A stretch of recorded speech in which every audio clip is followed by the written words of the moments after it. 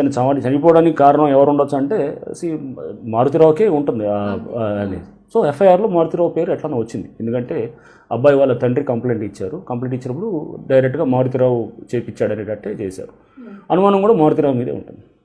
మారుతిరావు ఎప్పుడైతే అతను ఎంబడి పట్టడం ఉన్నాడో అతను ఫోన్ అన్ని స్విచ్ ఆఫ్ చేసుకొని అతను వెళ్ళిపోయి అతను ఎక్కడో బయటికి వెళ్ళాడు. మారుతిరావుని మేము పట్టుకున్నాం. తర్వాత అతను ఫస్ట్ ఏమనుకున్నాడంటే ఏదో మేనేజ్ చేసుకోవచ్చులే ఇది అనేటట్టు మాట్లాడుతున్నాడు. చాలా కాన్ఫిడెంట్గా ఏది అంటే అతను స్టార్టింగ్లో మాట్లాడినప్పుడు మొదటి రోజు నా ముందు కూర్చున్నప్పుడు నేను మర్యాదగా టీ కూడా ఆఫర్ చేశాను. లేట్ నైట్ అవుతుంది, టీ కూడా ఇచ్చాను. పక్కన మా ఇంటరాగేషన్ టీం అంతా ఉన్నారు, నేను కూడా కూర్చున్నప్పుడు చాలా కేర్లెస్గా మాట్లాడుతున్నాడు అనమాట. మారుతిరావు కేర్లెస్గా ఉన్నాడు.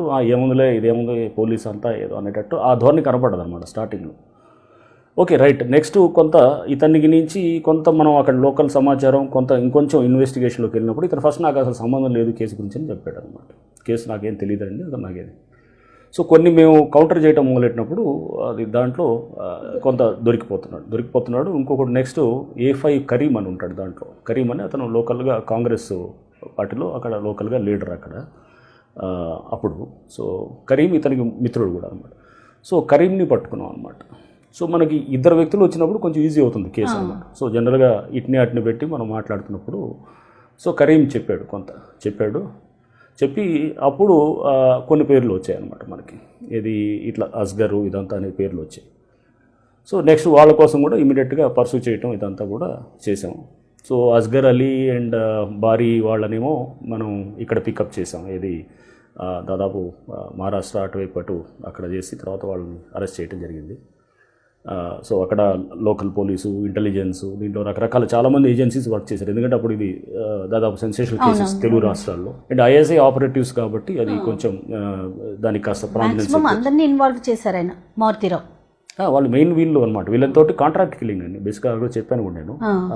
కిరాయి హత్య అనమాట. సో బేసికల్గా కిరాయి హత్య అనే దాంతో చేసింది. అండ్ దీంట్లో దాదాపు ఫస్ట్ ఇనిషియల్గా 2.5 కోట్ల ఎంతో డీల్ ఉంది. తర్వాత ₹1 కోటి ఇస్తామని అన్నారు. ₹1 నడిచింది. అదంతా ఆ సందర్భంలో ఎక్స్ప్లెయిన్ చేశాను కూడా, ఎక్కడెక్కడ కలిసారు, ఎక్కడ మాట్లాడారు.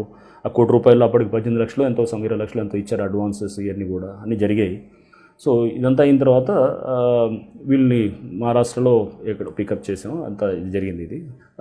నెక్స్ట్ వచ్చేసి ఇతను ఎవరు శర్మ ఏం చేశారంటే ఇతను ట్రైన్ ఎక్కి ఇతను వెళ్ళిపోయాడు అనమాట. ఇతను బీహార్కి వెళ్తున్నాడు.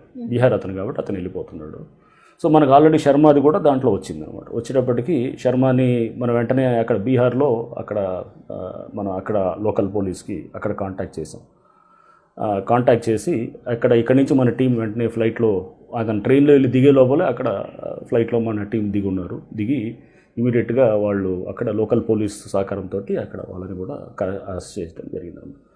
సో ఇదంతా కూడా బేసికల్గా మనం 4 డేస్లోనే క్విక్గా జరిగిపోయింది. 14th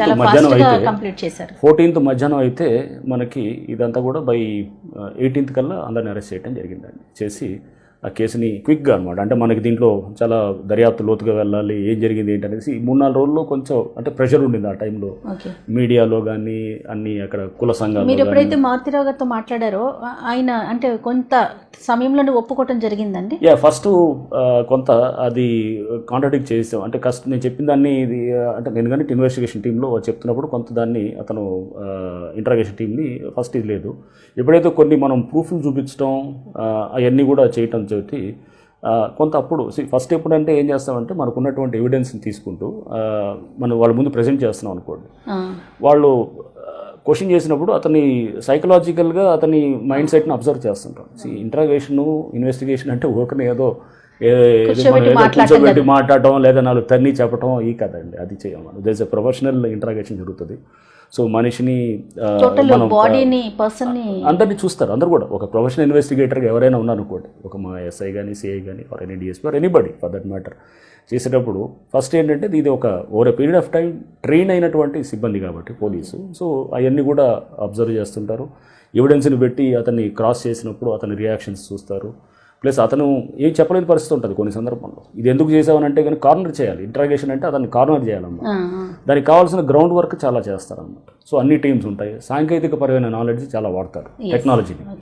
సో అవతల వాడు ఎన్ని చేసినా కానీ అతను ఫోన్ వాడినా ఫోన్ వాడకపోయినా ఇంకే పద్ధతులు చేసినా అన్నిటిని కూడా మనం అనలైజ్ చేస్తూ చూస్తాం అన్నమాట అక్కడ. కానీ అమృత ప్రణయ్ వాళ్ళు కొంచెం ముందు ఏదన్నా మీ దగ్గరికి వచ్చి మాకు ఇంకా థ్రెట్ కొనసాగుతుంది అట్లా చెప్పినట్లయితే ఏమన్నా కొంచెం ప్రొటెక్షన్ ఉండేదేమో అనిపించింది. కరెక్ట్ అండి. అది ఎందుకంటే సెప్టెంబర్ 14 మర్డర్ అయిన దానికి ముందు పెళ్ళి అయింది. ఆగస్టులో వీళ్ళ పెళ్ళి ఆగస్టు 18 ఇప్పుడు నాకు గుర్తులేదు డేట్స్ కానీ. సో అప్పుడు మ్యారేజ్ అయింది. మ్యారేజ్ అయితే ఈ మధ్య దాంట్లో పెళ్ళి అయిన తర్వాత ఇంకా స్పీడప్ అయిందండి.